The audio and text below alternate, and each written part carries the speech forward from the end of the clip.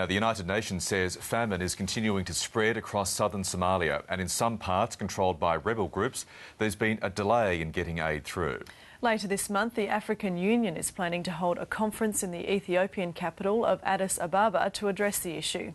Rachel Palmer is from Save the Children. She's recently been working at a feeding station in Puntland, Somalia. She joins us via webcam. Rachel, good morning. How desperate is the situation there? Good morning. Yes, as you said, I've just got back from Bosaso in Puntland, and the situation that I was seeing and the stories that I was hearing from people who were arriving into the camps in Bosaso were desperate, and the need is absolutely huge.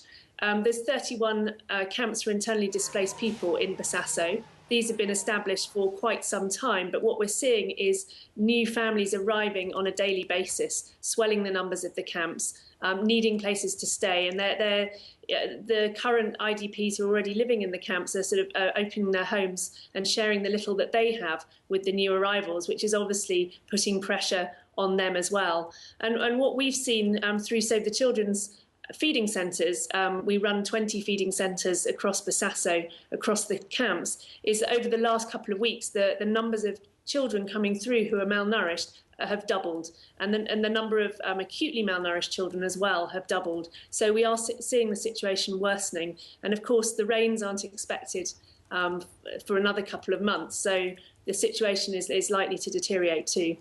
And Rachel, I've heard reports that not only are these children arriving malnourished, but some of them aren't even making it to the camps. They're dying en route with their families. Well, one mother told me that she had images in her mind that were haunting her of children that she'd seen on the side of the road who hadn't made it. And another mother was telling me that she'd had to make the very difficult decision to leave one of her daughters behind because she couldn't afford to bring all of her family with her.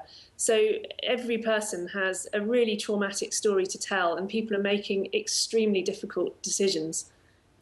Obviously, the most important thing is getting the basic necessities of life to these people. How are you finding getting around the rebel groups like Shabab in getting that aid to the people who need it?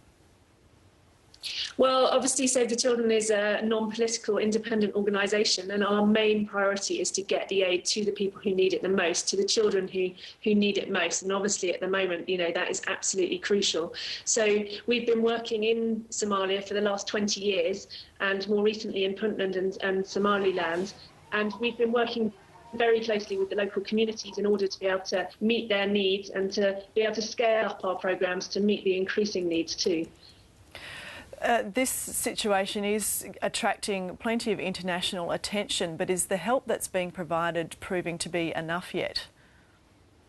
Not yet, no. We've seen such generous responses from the public. I know in Australia as well, the public has given extremely generously, and obviously are incredibly moved by the pictures they're seeing on their television screens and in the newspapers.